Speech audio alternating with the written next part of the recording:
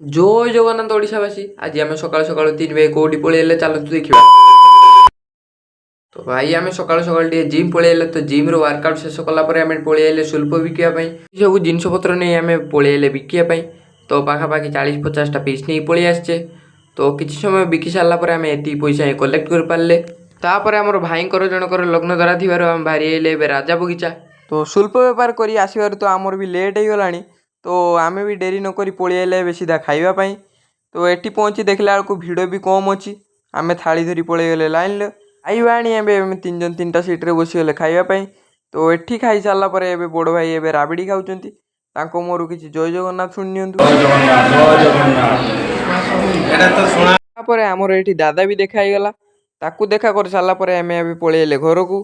तो घर आसी पहुँचला बेलू ए भाई 100 टंकिया झराबती जलाउं। ए भाया झराबती भाई आम स्वप्नर जलाए एगुड़ा तो आम सतर जलाइनी। तो आज ब्लॉग ये शेष करते रही जय जगन्नाथ।